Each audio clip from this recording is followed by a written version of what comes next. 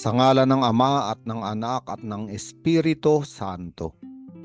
Panginoon, isugo mo ang iyong espiritu at pagpanibaguhin mo ang muka ng aming mundo. Ngayon ay ipinagdiriwang natin ang dakilang kapistahan ni San Jose, ang kabiyak ng mahal na Birheng Maria. Ang ating mabuting balita ay mula kay San Mateo, Kapitulo 1, versikulo 16, 18 hanggang 21 at 24.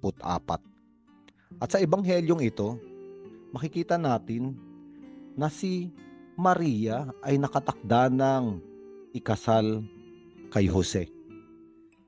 At ito ay mahalaga sapagkat sa tradisyon ng mga Hudyo, ang kasal ay may dalawang mahalagang bahagi. Ang una ay ang kasunduan. Ang tawag dito ay betrothal, na sila ay pinag-isa na at pinagkasundo na. Sa mata ng lipunan at sa mata ng Diyos, sila ay mag-asawa na. Ngunit hindi pa sila naninirahan na magkasama sa isang tahanan. Ito ay panahon ng paghahanda upang ihanda ang kanilang pamilya. Ang lalaki ay hahanap ng lugar kung saan niya itatayo ang bahay na kanilang paninirahan. Ang babae naman ay mananatili sa bahay ng kanyang ama. At sa panahon na iyon, sila ay nananalangin at sila ay naghahanda para sa araw ng ikalawang bahagi ng kasal. At ito na nga yung araw ng kasal ayon sa mga Hudyo, kung saan kukunin na ng lalaki ang kanyang asawa.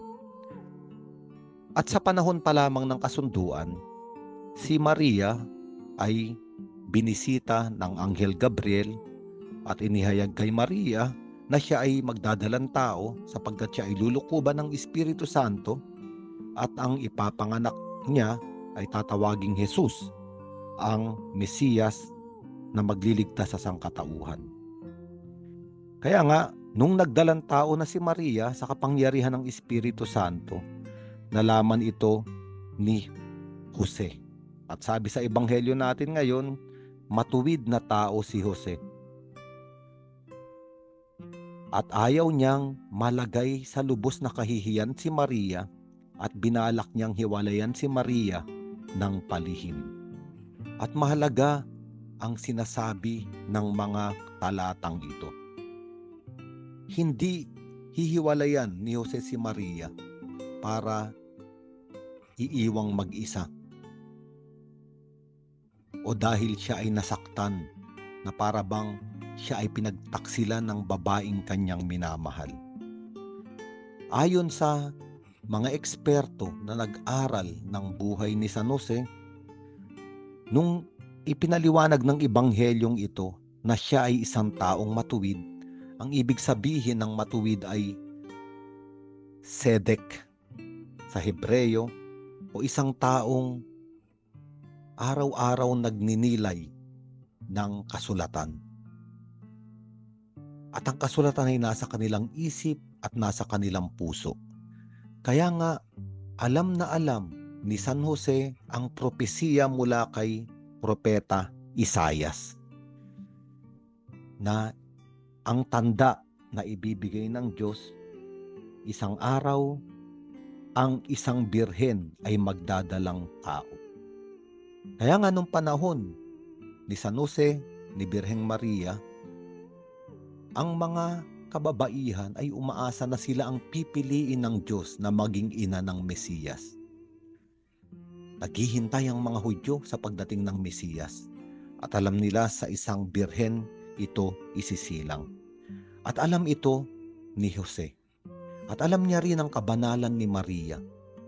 Alam niya si Maria ay inialay sa templo. Alam niyang si Maria ay malinis. At alam niyang si Maria ay hindi magtataksil sa pag-ibig sa kanya. Kaya nga malinaw sa isip ni San Jose na may isang misteryong galing sa kalangitan na nangyayari. Kaya nga ang tanging paraan niya ay humiwalay ng lihim. Sabi ng isang eksperto sa nag-aral na ito, bakit lihim? Hindi dahil gustong tumakas ni Jose sa kahihiyan, kung hindi ayaw niyang makibahagi sa isang napakalalim na misteryo na mula sa Diyos.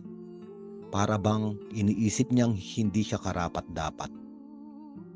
Pangalawa, ang paghiwalay ng lihim ni Jose kay Maria ay hindi naman para ilantad si Maria sa publiko at batuhin ng mga tao dahil itinuturing na ang pagdadalang tao sa gitna ng panahon ng kasunduan at ang kanyang dinadala sa sinapupunan ay hindi anak ng kanyang lalaking pakakasalan ay itinuturing na pangangalunya. Ang parusa ay kamatayan. Ngunit kung hihiwalayan ni San Jose ng lihim ang Birheng Maria at hindi niya sasabihin sa nayon ng Nazaret sa mga taong naroon kung ano ang nangyari, siya ay mananahimik lamang sapagkat siya ay tahimik na hihiwalay, kasama siya sa pag-iisipan ng masama. Siya rin ay kokondinahin, uhusgahan ng mga tao.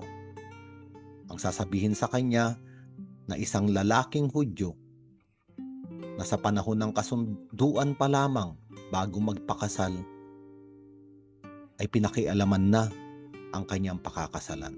Isang lalaking hindi makapaghantay. Hindi niya mahintay ang araw na kukunin niya ang babae patungo sa kanyang bahay. Kaya nga, sabi ng mga eksperto na nag-aral sa buhay ni San Jose, hindi niya naman talaga iiwan si Maria. Ang lihim na paghiwalay niya, ang katotohanan ay sasamahan si Maria sa panghuhusga at pagdurusang darating mula sa bibig, mata, kondemnasyon ng ibang mga tao.